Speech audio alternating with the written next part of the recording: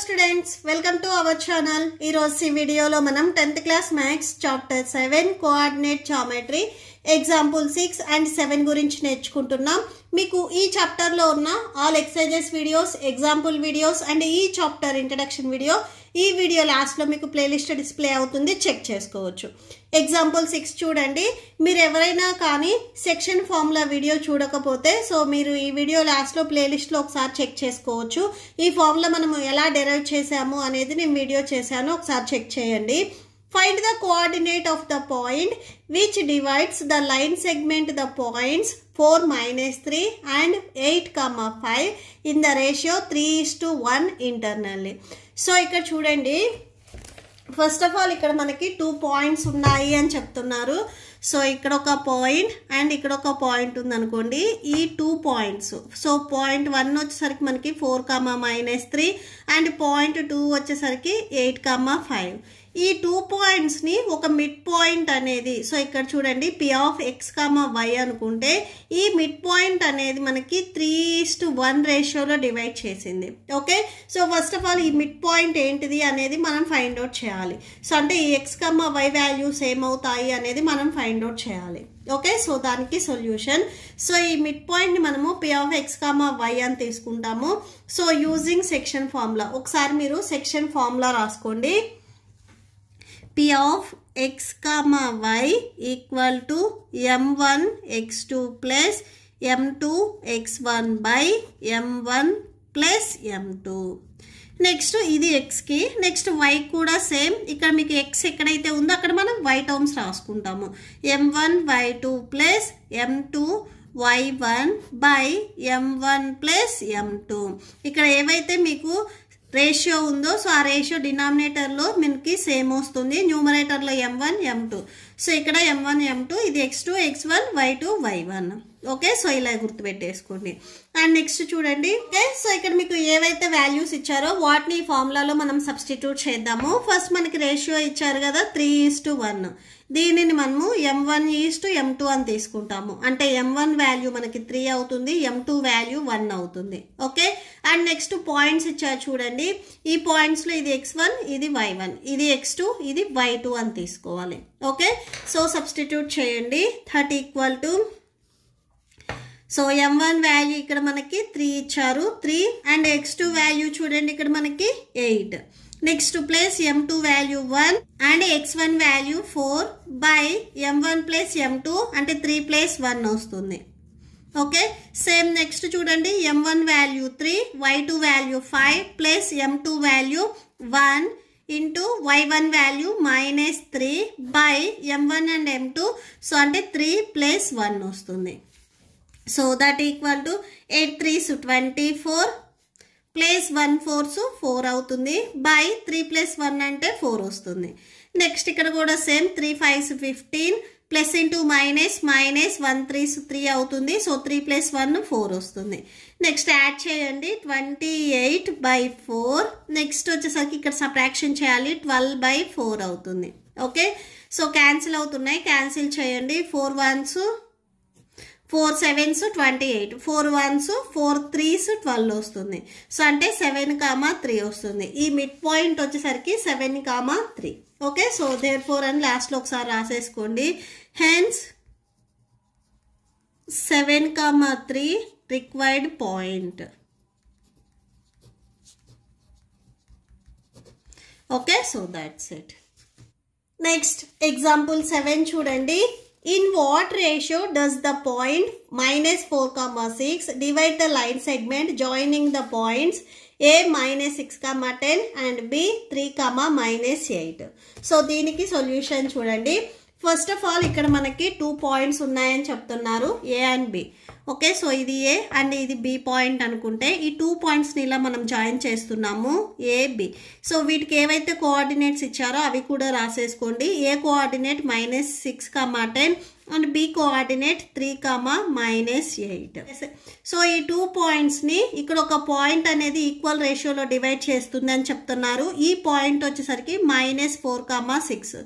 దీన్నే మనము P(x, y) అని తీసుకుంటాము. సో ఫార్ములాలో ఈ మిడ్ పాయింట్ ఏదైతే ఉందో దీన్ని మనము P(x, y) తీసుకుంటాము.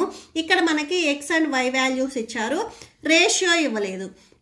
యాక్చువల్గా ఈ 2 పాయింట్స్ని m1:m2 రేషియోలో డివైడ్ చేస్తుంది అని చెప్తాము. సో ఇక్కడ మనకి m1 అండ్ m2 పాయింట్స్ అనేది మనకి ఇవ్వలేదు. సో ఈ 2 పాయింట్స్ని మనం ఫైండ్ అవుట్ చేయాలి. సో అంటే ఈ రేషియోని మనం ఫైండ్ అవుట్ చేయాలి. ఓకే, సో దీనికి సొల్యూషన్ ఫస్ట్ ఆఫ్ ఆల్ ఇక్కడ మనకి క్వశ్చన్లు ఏవైతే ఇచ్చారో అవి రాసుకుందాము. Let -4, 6 divide AB internally in the ratio m1:m2.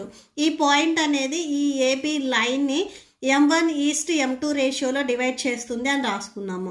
Next section formula ఒకసారి రాసుకోండి. P(x, y) equal to m1x2 plus m2x1 by m1 plus m2. Next m1y2 plus m2y1 by m1 plus m2. Okay, so ఇది formula. So ఈ ఫార్ములాలో చూడండి మనకి P(x, y) values ఇచ్చారు -4, 6. And next m1, m2 values ఇవ్వలేదు. మనకి ఈ a and b values ఇచ్చారు కదా, ఇది x1, y1, ఇది x2, y2. సో ఇలా కోఆర్డినేట్స్ తీసుకోండి, సబ్స్టిట్యూట్ చేయండి ఫార్ములాలో. m1 x2 value 3 plus m2 value మనకి ఇవ్వలేదు, m2 into x1 value -6 by m1 plus m2. Next m1 y2 value -8 plus m2 y1 value 10 by m1 plus m2. So ఇవి ఒకసారి multiply చేయండి. 3 into m1 3m1 అవుతుంది, plus into minus m2 by m1 plus m2. Next -8 m1 plus 10 m2 by m1 plus m2. Okay, so ఇక్కడ మనకి coordinate వచ్చేసరికి -4, 6 ఇచ్చారు. Next మీరు observe చేసినట్లయితే P(x, y) ఈ x కోఆర్డినేట్ అనేది ఈ x టర్మ్కి ఈక్వల్ అవుతుంది, y కోఆర్డినేట్ అనేది y టర్మ్కి ఈక్వల్ అవుతుంది. సో ఎలా ఈక్వల్ అవుతుంది అంటే సపోజ్ మీరు x, y ఈ కోఆర్డినేట్స్ అనేవి a, b.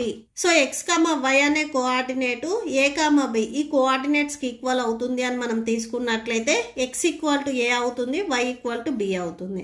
ఓకే, సో అంటే ఈ కోఆర్డినేట్లో x వాల్యూ, ఈ కోఆర్డినేట్లో ఫస్ట్ టర్మ్. సో ఇవి రెండు ఈక్వల్ అవుతాయి. ఈ కోఆర్డినేట్లో సెకండ్ వాల్యూ, ఈ కోఆర్డినేట్లో సెకండ్ వాల్యూకి ఈక్వల్ అవుతుంది. సో x వాల్యూ ఏకి ఈక్వల్ అవుతుంది, y వాల్యూ బీకి ఈక్వల్ అవుతుంది. ఇక్కడ కూడా సేమ్ ఈ కోఆర్డినేట్లో ఫస్ట్ టర్మ్ అండ్ ఈ కోఆర్డినేట్లో ఫస్ట్ టర్మ్ ఇవి రెండు ఈక్వల్ అవుతాయి. సో సెకండ్ టర్మ్ అండ్ ఈ సెకండ్ టర్మ్కి ఈక్వల్ అవుతుంది. ఓకే, సో నెక్స్ట్ చూడండి -4 వచ్చేసరికి మనకి ఈ first coordinate 3m1 -6m2 by m1 plus m2. So దీనికి ఈక్వల్ అవుతుంది. ఓకే, సో నెక్స్ట్ చూడండి ఇక్కడ మనకి ఈ వాల్యూ అనేది డినామినేటర్లో ఉంది, ఇది ట్రాన్స్పోజ్ చేసుకుంటే -4కి మల్టిప్లై అవుతుంది. So that equal to 3m1 -6m2 అవుతుంది. మల్టిప్లై చేయండి, -4m1 minus into plus -4m2 equal to 3m1 -6m2 అవుతుంది. సో m1 టర్మ్స్ ఒక సైడ్ రాసేసుకోండి. ఇక్కడ -4m1 సో ప్లస్ 3m1 ఉంది, ఇది ట్రాన్స్పోజ్ చేసుకుంటే -3m1 అవుతుంది. m2 చూడండి ఇక్కడ 6 -m2 ఉంది, ఈ -4m2ని మీరు ట్రాన్స్పోజ్ చేసుకుంటే +4m2 అవుతుంది. సో ఇవి రెండు నెగిటివ్ టర్మ్స్ కాబట్టి యాడ్ చేయండి, -7m1 అవుతుంది.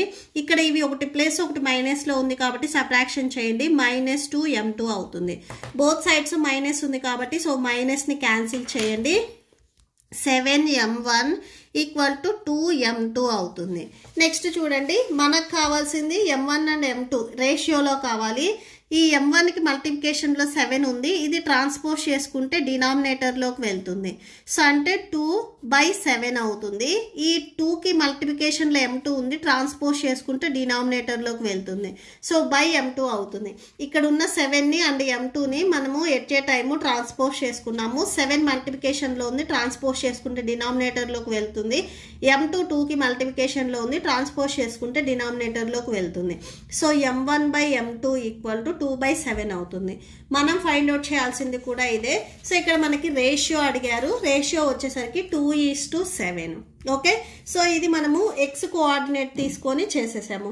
మీరు సేమ్ వై కోఆర్డినేట్ ఈ వాల్యూ అనేది మీరు 6కి ఈక్వల్ చేసినా కానీ సేమ్ మనకి రేషియో సేమ్ వస్తుంది. ఓకే, సో ఇది మీరు చెక్ చేయాల్సిన అవసరం లేదు, జస్ట్ మనకి రేషియో అడిగారు, మనం రేషియో ఫైండ్ అవుట్ చేసాము.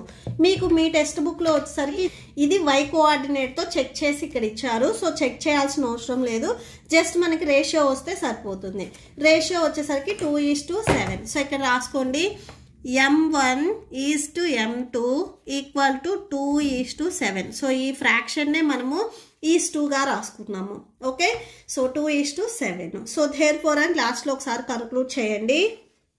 Okay, so therefore the point -4,6 divides the line segment joining the points A -6,10 and B 3,-8 in the ratio 2:7. మీకు క్వశ్చన్లో ఏదైతే ఉందో సో అది రాసేసుకొని లాస్ట్లో ఇక్కడ మీకు ఏదైతే రేషియో వచ్చిందో అది రాసేసుకోండి.